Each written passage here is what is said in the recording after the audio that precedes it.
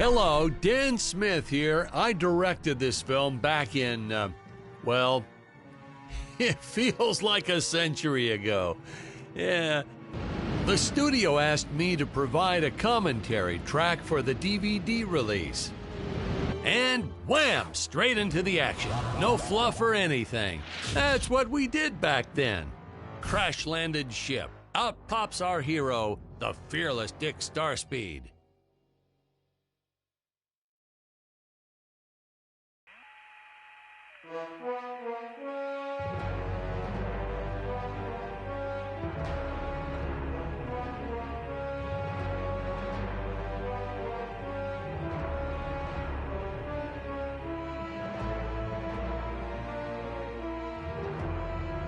Seems like our lead forgot what to do in his scene.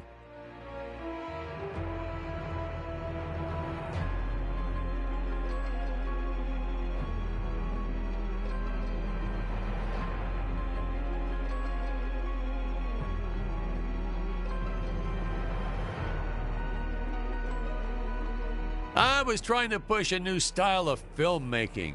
Have the hero do absolutely nothing from time to time.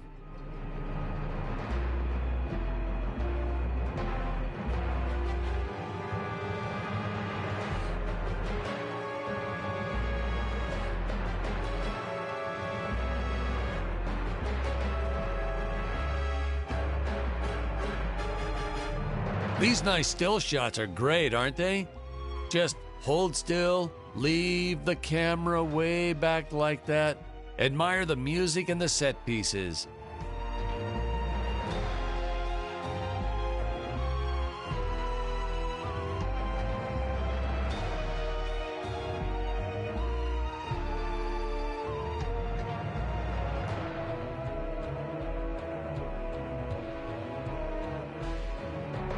Yeah, this was certainly one of those more contemplative moments.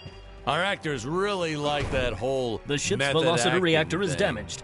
I believe that stranded on an alien planet. Played, of course, by actor Jonathan Digby. Went on to some minor roles after this. Such a shame. I thought from day one this guy's got leading man written all over his face.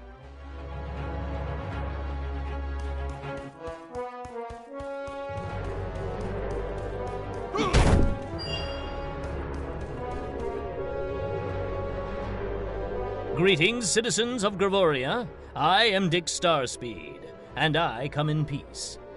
Probably shouldn't have had Dick draw his weapon when he was talking about peace. Well, maybe one day we'll go back and CG it into a sandwich or something instead. Ha! Just kidding. And this is what people pay to see. A no-name middle-aged B-list actor duking it out with stuntmen in costumes.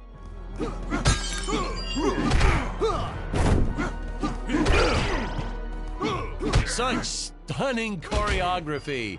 And the extras in those robot suits really knew how to take a punch. Oh, literally. I told Jonathan not to hold back. Give it all to him. Kick him in the nuts and bolts.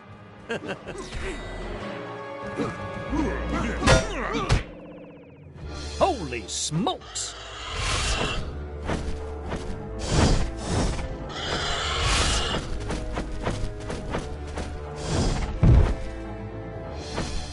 If I land squarely on that grain silo, I should survive this fall unscathed. Well, I shouldn't say this now, but you could actually see the strings if you squinted hard enough. A screenwriting trick from back in the old days. You put a grain silo or some haystacks down and it solves all your gravity-related problems.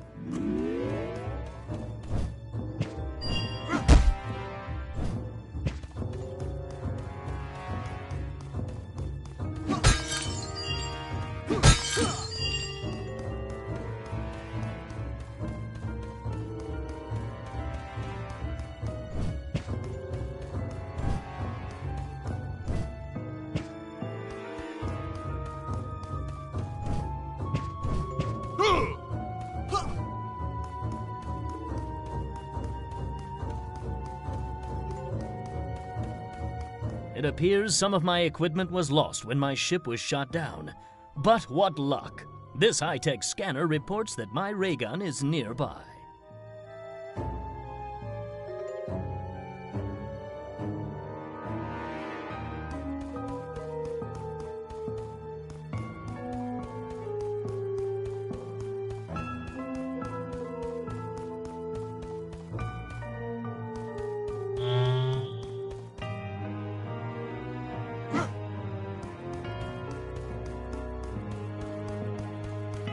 Oh, the dinosaurs! You just don't see quality stop motion like this anymore, do you? Someone actually sat there and moved them, frame by frame. Today, it'd be done with computers, but where's the artistry in that?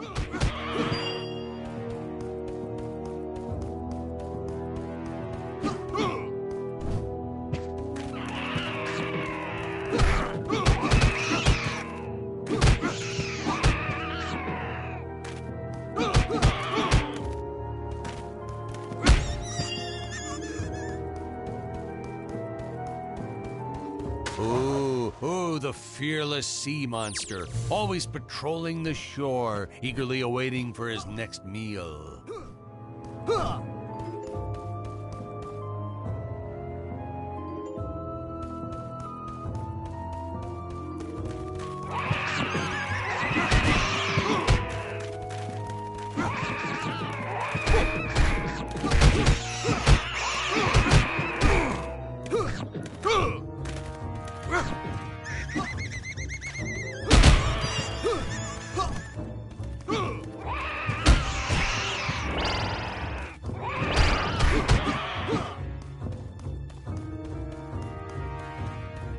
Now, if the trees here look a little plastic, well, it's because they are. I took them from the set of my last film, Vampire Island 2.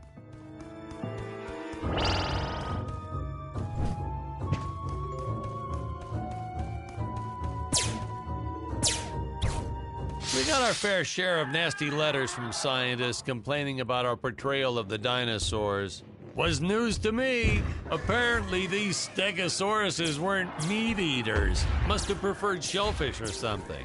Wow, how do they know? That's what I say.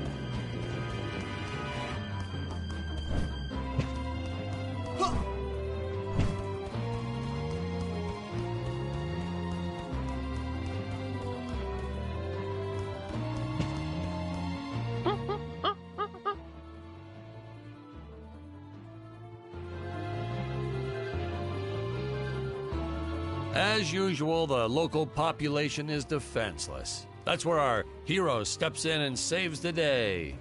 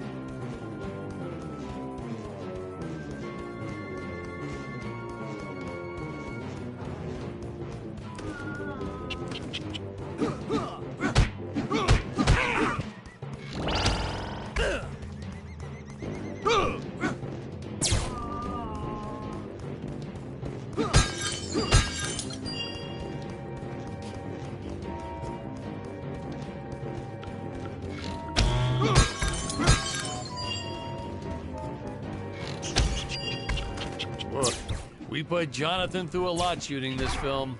He wasn't the best actor, especially when reacting to getting hit. He's what you call a flincher. So I told the stuntman to really just go to town on him. It's the only way to get an honest performance sometimes.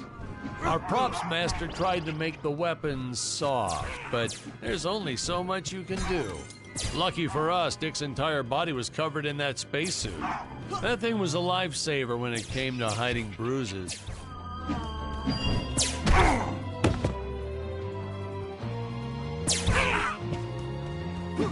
How curious. They dissolved into what appears to be gold.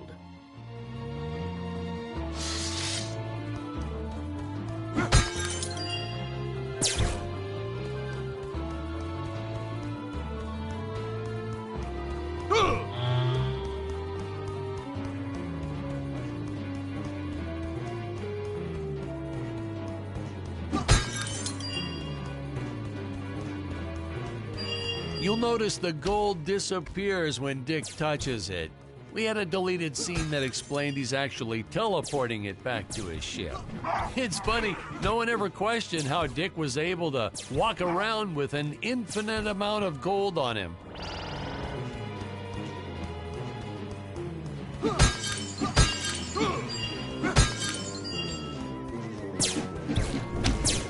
You know the hero means business when they take a shot from a monster and shoot it right back at him. In my professional opinion, that is the coolest of the cool. Hey, Patrick, throw something at me real quick. What? I'm sorry, sir, but I don't think that would be appropriate. You're no fun. We had to redo these shots. Our first attempt was kind of a disaster. We tried using real apes, thought it'd cut down on the costume budget a bit. But have you ever tried working with apes? They are the worst actors ever. They don't sit still for a moment, and the second you take your eyes off of them, they're flinging their feces all over the place. Jonathan refused to work with them after he got, let's just say that he had to take more than a couple of showers one day. You know, you never forget the smell of monkey poo. We steam cleaned the studio top to bottom. Still never got rid of it entirely. All through the rest of the shot, we kept finding those little surprises hiding inside various props. Boy, were those the days.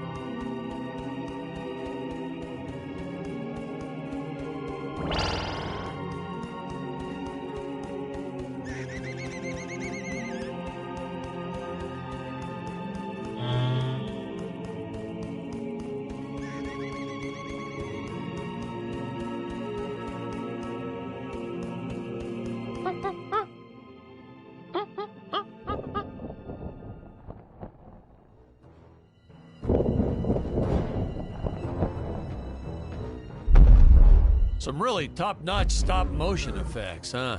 Unfortunately, we skimped on the Dick Starspeed puppet a little. The Earthman is not for you to eat, fiend! Oh, this was groundbreaking. We had the woman rescuing the man for once. We were really ahead of our time with this scene, but well, then again, I've always been rather progressive. The studio exec didn't seem to get why it was such a big deal, though. Sorry, we don't see this as anything unusual. Ha! Of course! It's unusual! A woman would never save the man. It just doesn't happen. Not in the movies, not in real life. I don't know why we didn't get more recognition for this scene. I guess I was just a little too ahead of my time.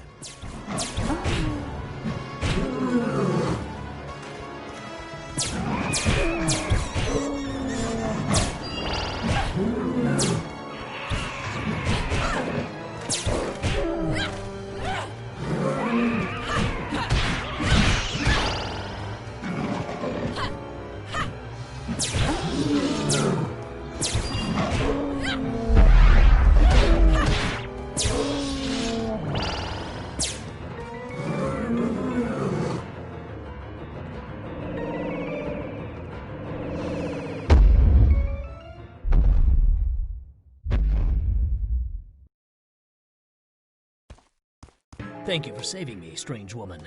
What is your name? I am the magnificent Scarlet Nova.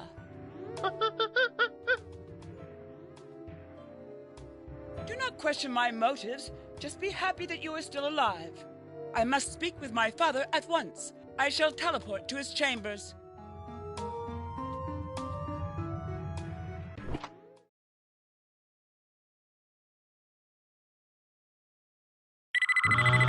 Huh? Where is this place? This is not my father's chambers. You have disobeyed me for the final time, Scarlet. Enjoy an eternity in the Tower of Eternal Solitude for all eternity. The old fool did not notice I am wearing my jetpack.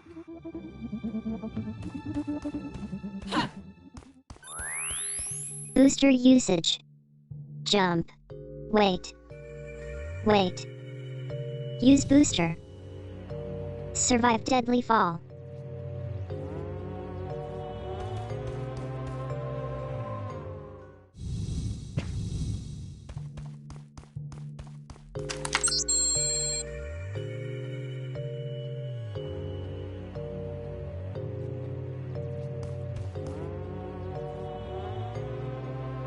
Scarlet didn't quite realize she needed to shoot those energy orbs down below.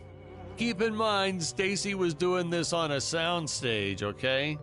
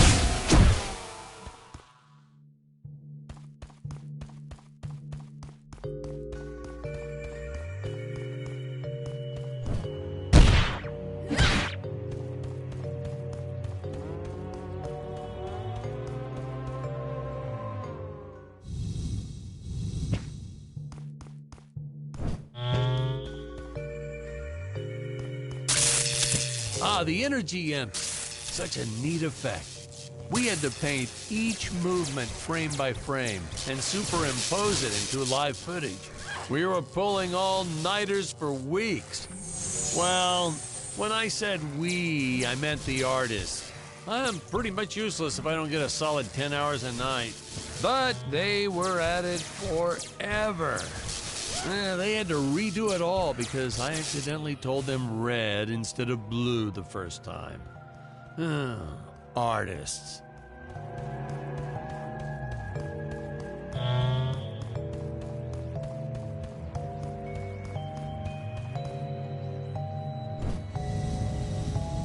I designed this creature to reflect the human condition. Always hungry, never satisfied. The bottomless pit of the beast's stomach. I don't know, you say stuff like that in interviews and your film always wins awards.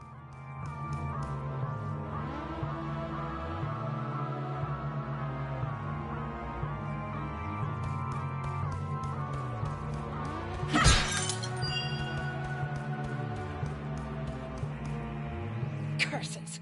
My father revoked my access to the teleport terminals. I shall only be able to utilize the ones I activate manually.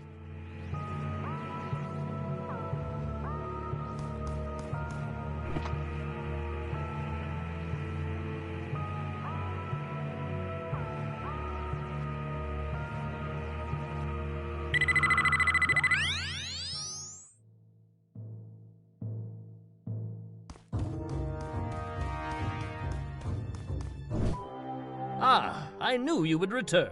Puny Earthman, you shall help me overthrow the Emperor. Why would you turn against your own father? How do I know I can trust you? This scene. This is practically Shakespeare in outer space. Just as the entire planet does. And, huh? Patrick, what's wrong with the video? Sorry, sir. Technical problems. Darn it, we're missing some really good writing here. There. Sorry about that. Well, we just passed right by her big scene. Basically, they agree to work together, but one must stay behind in the sleep chamber at all times. Should I rewind? Never mind. I'll continue from here.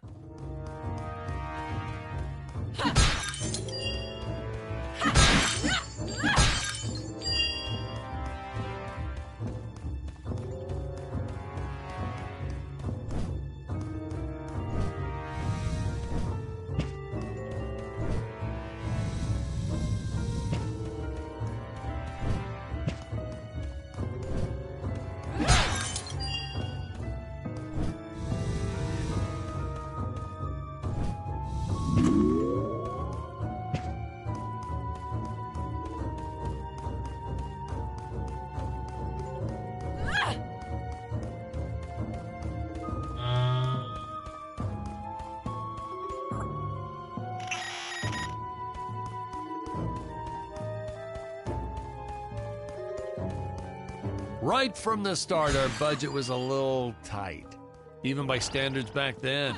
To make do, Tony shot a couple scenes in black and white. Originally, he intended to use it for flashbacks. But then I had to break it to him. Our film doesn't have flashbacks. We almost made it a silent film just to cut costs.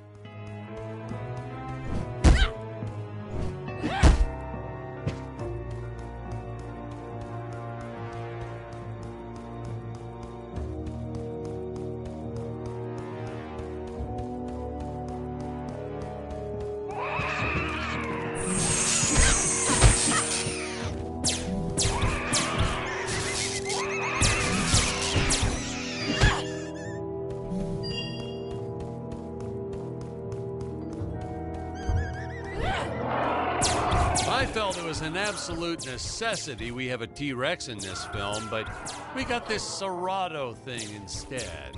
Of course, I went through the whole production thinking it was a T-Rex because, really, who can tell the difference anyway?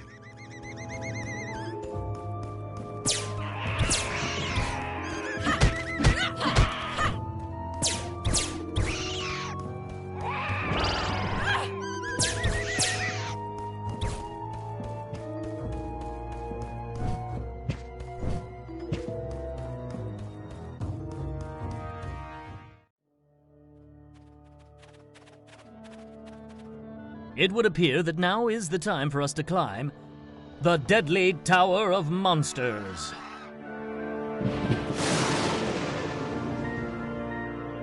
Good screenwriting 101. Always announce the title within the film itself. How else are you going to let the audience know your heroes really mean business?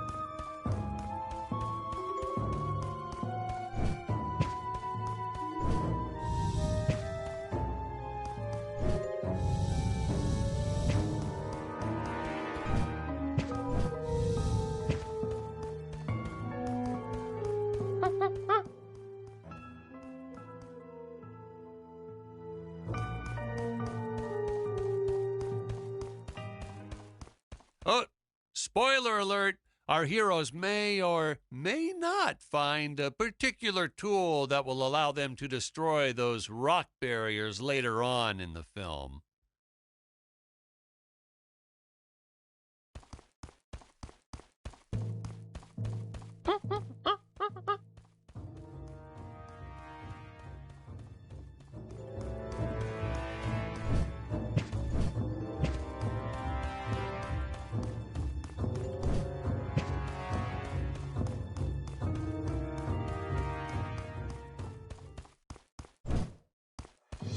Now, that weapon, it's just an electric shaver, but, you know, I bet you'd never guess it was, would you?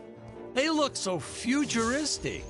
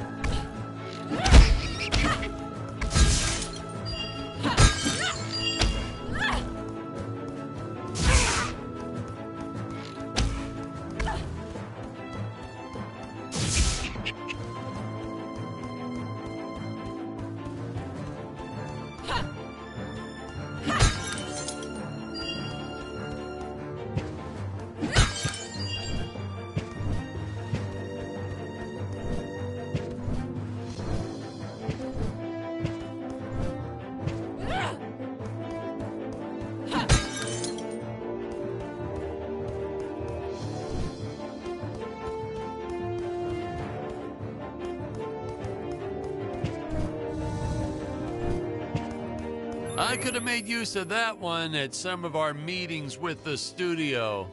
Oh, you'd like to see records of where our budget went to this month? Sure, let me get that for you right now. Boom, boom. Yeah. Unfortunately, those meetings ended in a much different way.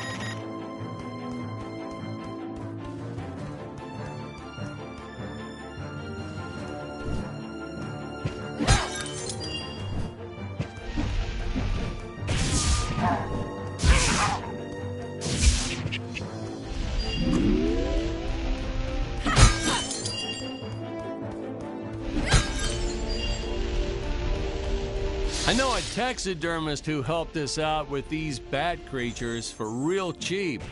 He's not good. He's kind of sloppy if you want to know the truth. But that's the best part. A sloppy bat looks scarier. Oh, but you gotta sew up that sphincter. Just trust me on that one.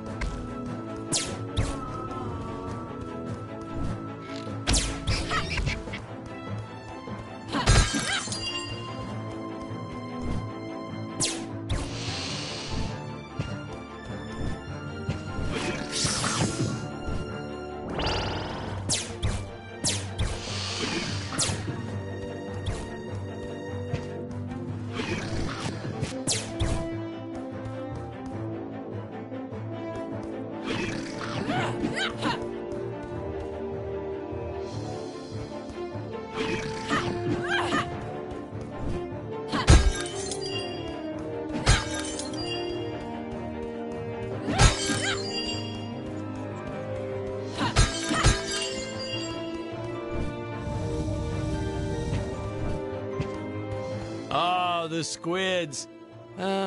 Some board member had these nephews who really wanted to be in the films. They made me cast them as squids. Whatever happened to artistic integrity? If you're going to cast a role not on merit, at least let it be a hot female role.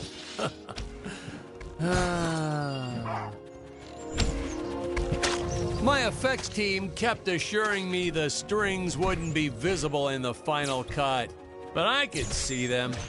No transparent nylon. This stuff will do the trick. Yeah, right. I swear those darn strings is what made my hair go white.